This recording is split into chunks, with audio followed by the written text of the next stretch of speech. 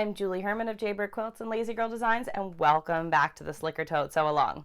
In this final video, we are going to finish the construction of our bag.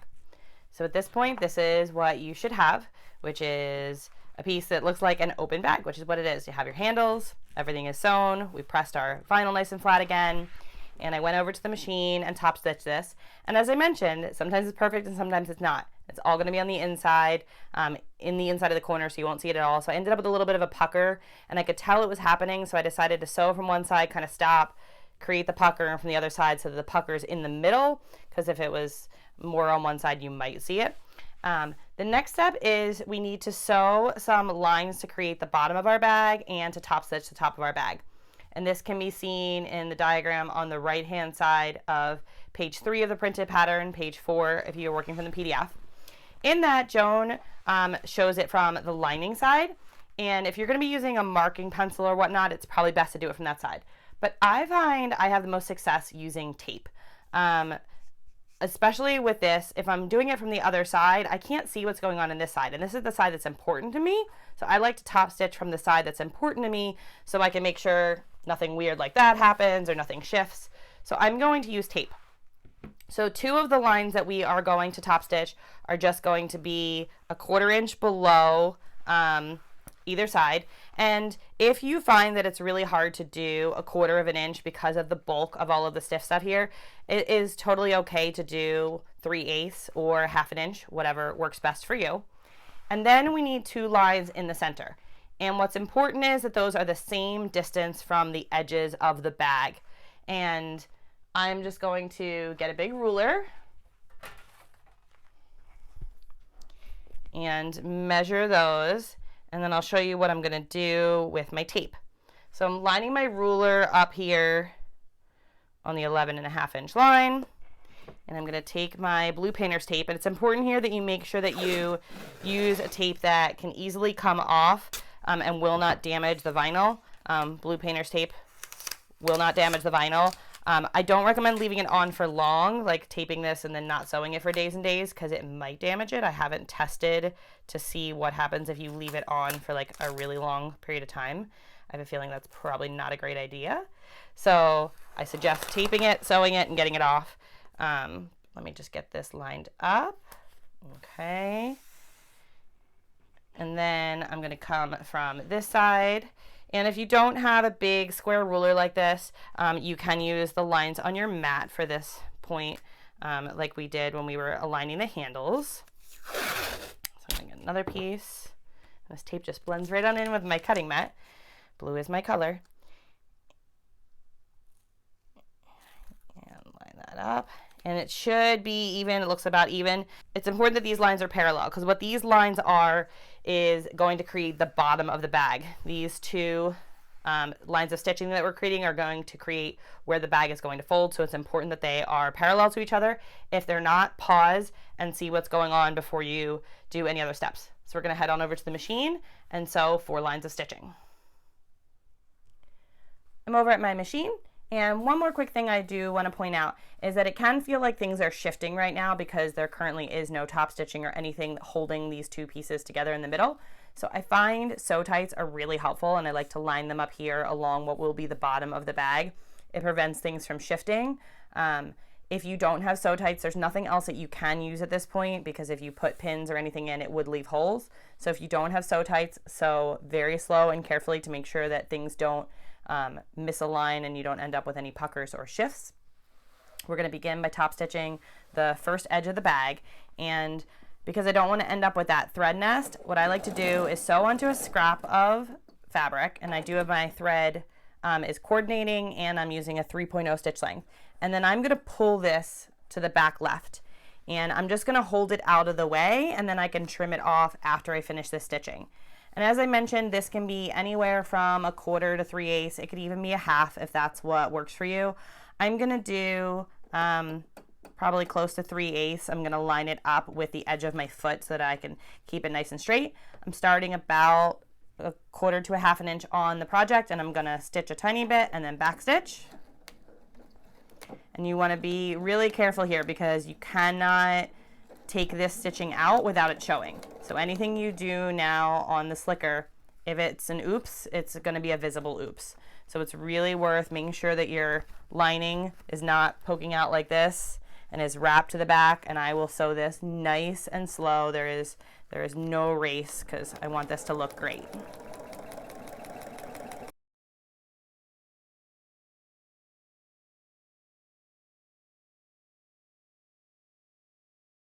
And when I get to the end, I'm going to come real close to the edge and then backstitch a little bit. And so I'll just come back to the beginning here and trim this off. And as a result, I don't have any messy threads. It just looks nice and neat. And so I'm going to repeat this on the other top side of the bag.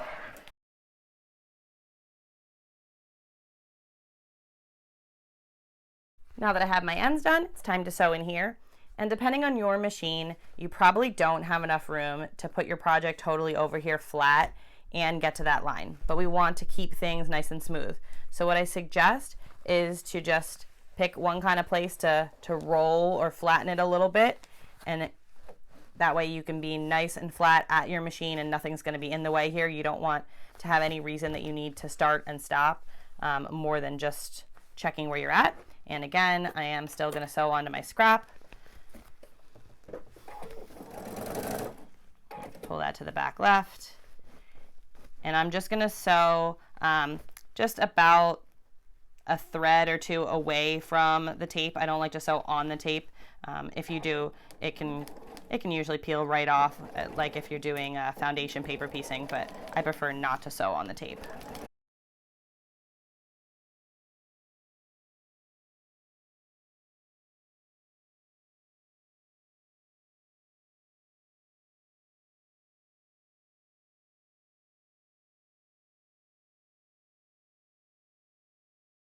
The next step is to fold the bag in half, right sides together, and stitch up the sides. And I will be honest, this is the part that I often find the most difficult. And that's because we have a lot of layers here now. So if you think about this, we have fabric, stiff stuff, fabric, slicker, and then all of that again. So this is a lot. And right here at the edge, we have 4 layers of stiff stuff because we have the seam allowance. So I'm pretty sure that's why Joan has us sewing a 1/2 inch in here and not a 1/4 inch in. Still, your sewing machine might not like that it is much higher on the one presser foot than the other. So I've got a trick for you. What I like to do is take an extra scrap of stiff stuff, either you should have, and I fold it in half and I put it over here. And what that does is it makes both sides of my presser foot are now at the same height. Your machine doesn't like being at an angle this way or at an angle this way. That's why with certain things, if you've ever heard of a hump jumper when you're doing garments and sewing over seams. So I find a lot of success having this over here to balance things out. So before I sew the seam, I want to line things up with my sew tights. So I'm just going to line up my top stitching and the top edge of my project. And I'm going to keep my sew tight far enough away from the edge that I'll be able to have my little faux hump jumper. And you will notice the sew tight, they still work at this point, but they don't feel as strong. And that's just because we have a lot of layers. You know, we're asking the sew tight magnets to hold together through multiple layers of stiff stuff and fabric. And then you should also make sure that your 2 lines of stitching here line up. That's important so that we have a square bottom to our bag.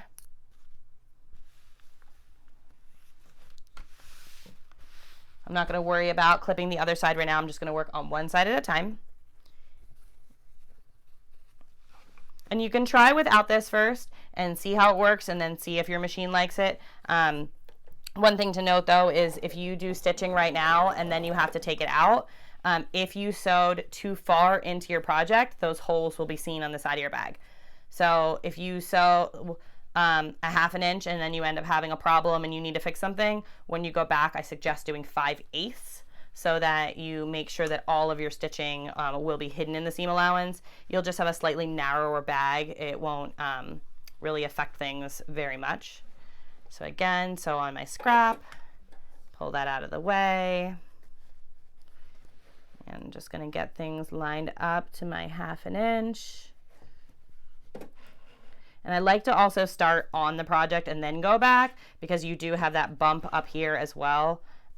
Another thing to note is If you have an issue when you get to the end of the bag because your presser foot wants to be angled like this and go down, it can help to fold some stiff stuff scraps and put them beneath the presser foot and the back, and that helps keep the foot level and really helps get it started on the bag.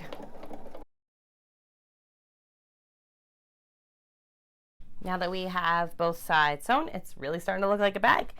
You could turn it right side out and it would just be a cute little tote bag, but we are going to box the bottom corners so that it creates a little bit more structure. So there's a diagram of how to do this on the bottom of page 3, page 4 if you have the PDF. And what we're going to do is we're just going to kind of stick our hand in and flatten out one bottom side at a time. And the line that is our stitching to create the bottom of our bag is where we want to box our corner. So it serves dual purpose. What you just want to make sure here is that you're not shifted with this seam like off to one side or whatnot. You want to make sure that this is directly centered and that this is 90 degrees. So fidget around as much as you feel like you need to get that to look right. You can see it very clearly in the picture in the pattern. And you can either just go and sew, or if you feel like you need to, you can grab your sew tights to hold everything in place. And it's going to feel a little awkward over here because there's just a lot going on, but that's okay. Just push it out of the way and do your best to flatten this seam. You don't want to cut this open down here and expose anything raw, but if you try and push this all to one side, it's just way too much bulk. So you want to open this up when you're sewing across here. And I find it best to either start on the project and then go backwards, but definitely have this scrap available to put under the back of your foot because in all my experience in doing this, that's when I got most of my problems, was whenever my foot would dip in one direction or the other. It doesn't really like to not be horizontal. It's just not designed that way. So I'm just starting a little bit on my project, and then I've got this back here. And I'm just going to sew a couple stitches forward, and there's going to be a little bit of a thread nest, and that's okay because this is the inside. Nobody's going to see it. And if you accidentally sew onto this, it's okay. You can snip that off after you finish boxing your corner. And just nice and slow, so right on top of our line that we already have, so no need to mark anything at this point. And I find that I don't need that in the front. It doesn't do that as much in the front. I'm not really sure why. If anyone knows, that would be awesome to learn why. It doesn't affect the front as much as it does the back, but that's what I have found. So I'm going to go ahead and trim all of my excess threads and snip off the little threads that are attaching this to this.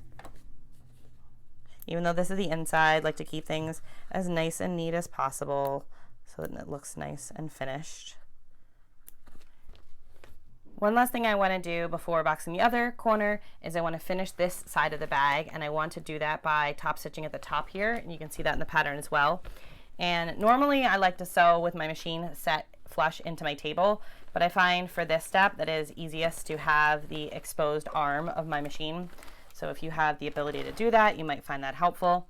And just going to go ahead and spread this piece and sew right along the top stitching line that we already have at the top.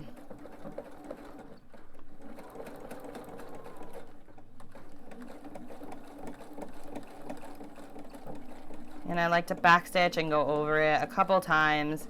This is really a point that can find a lot of stress in the bag, and I find that this extra top stitching really helps with the durability for the bag.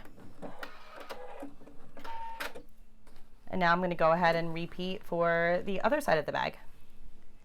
Now that we have top stitched our edges and boxed our corners, we are almost at the finish line. So the second to last step is we need to turn our bag right side out.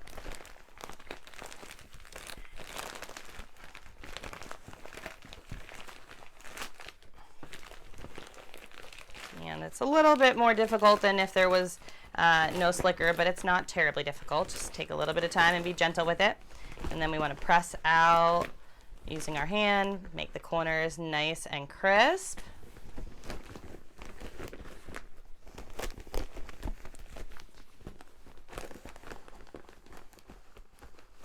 And the last step is we want, if possible, to give this bag one last press. We created some wrinkles in the slicker, turning it right side out. And I find it is best to do this with batting scraps.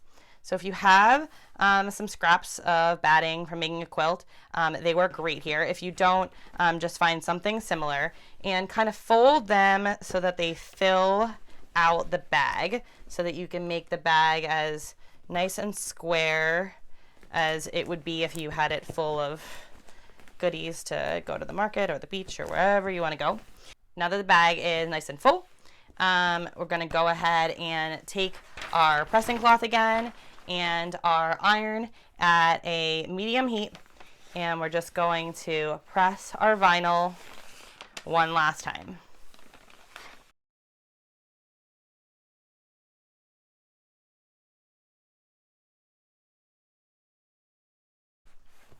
And if you feel like it, you can do that on the sides of the bag and the bottom as well. Thank you for joining us for the Slicker Tote Sew Along. If you enjoyed this video and this series, please subscribe to the channel, like this video, and if you have any questions or feedback, please leave a comment. You can also ask questions in our Facebook community group. I'll be back here in August to do the Sweet Pea Pods Sew Along. See you soon!